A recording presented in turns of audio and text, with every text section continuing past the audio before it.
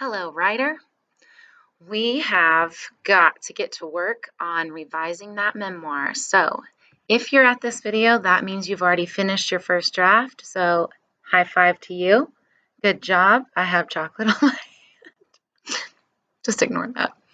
So this video is using sensory details to bring a setting to life.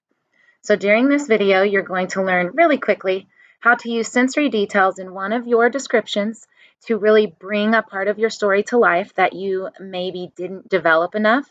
And the way we're going to develop it this time is using our 5 senses.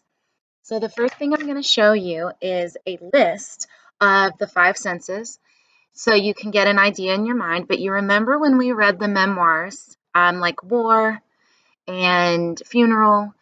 Sensory details are details that allow a reader to experience the author's world through sight, touch, smell, taste, and sound, our 5 senses. Now, you don't always have to use all 5, but the most important are what do they see? What does it feel like? What does it sound like? What can you hear? And then secondary are feel and taste, but we're going to work with all 5 of them.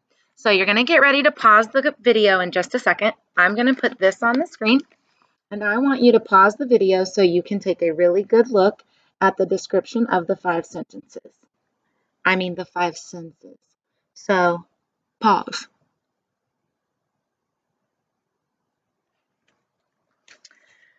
So what you just got through looking at was a description of the 5 senses: touch, sight, taste, sound, and smell.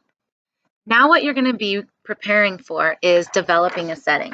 So I want you to pause your video again, and I want you to go back to the standing podium right over here and grab the handout that says Developing Setting.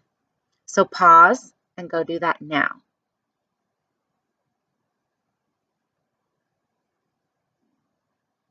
Did you pause it? You good? You got this? You ready? Okay. First step. I want to teach you how to develop setting. So you're not doing anything right now. I'm going to give you the model, and then you're going to try for yourself. So the first step to revision is rereading.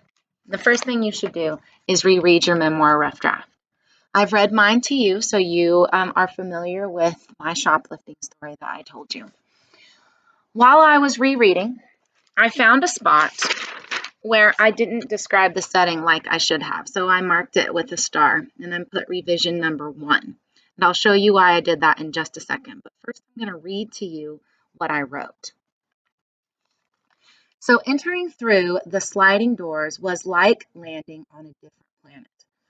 So I used a cool simile there because I said walking into Walmart was like a different planet. But when I reread this, I stopped and thought, I didn't tell my readers why it was like landing on a different planet or what made it seem like a different planet. So that's what I need to fix. Now, here's how revising works. I don't have room right here to revise. Here's what I do. I'm going to turn to my next blank page. You'll be in your writing workshop tab. And in my next blank page, I marked it as revisions. And notice how I put revision number 1.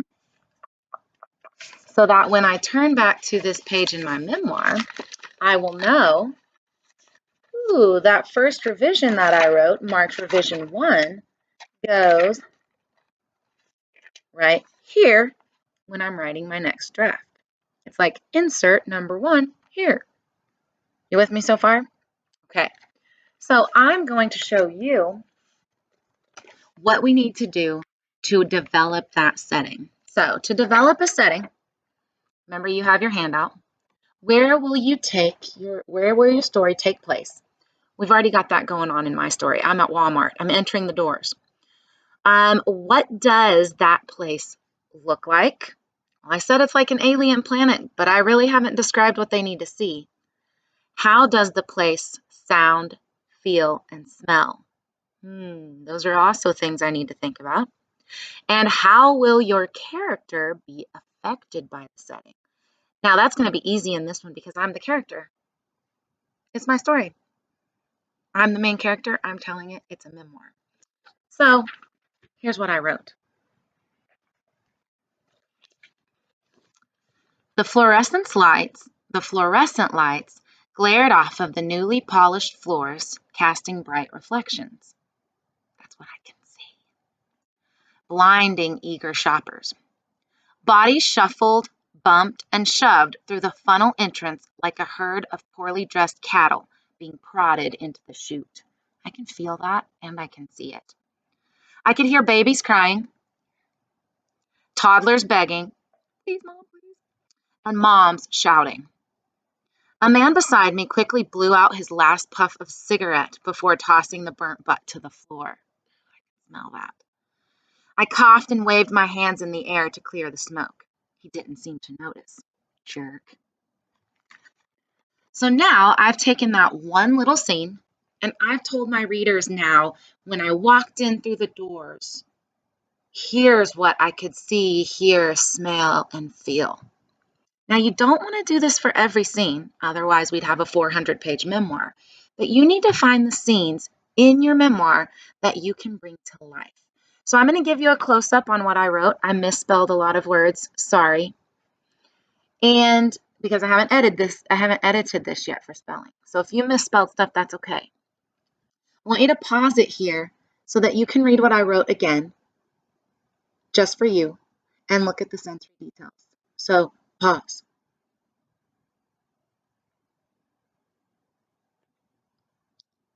You back? Okay.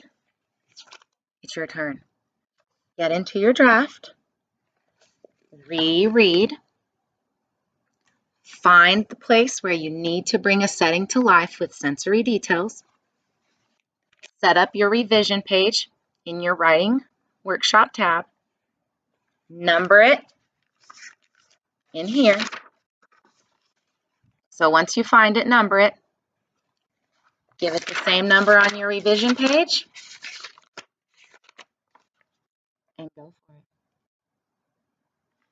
And I'll put the steps again at the end so you can pause this video on the steps and you'll know exactly what you're doing. So the steps are coming. Okay, here are your steps. Go ahead and pause the screen here, and while you're working, you can see your steps, or you can back this video up and go through the whole process with me again, step by step, just pausing when you need to.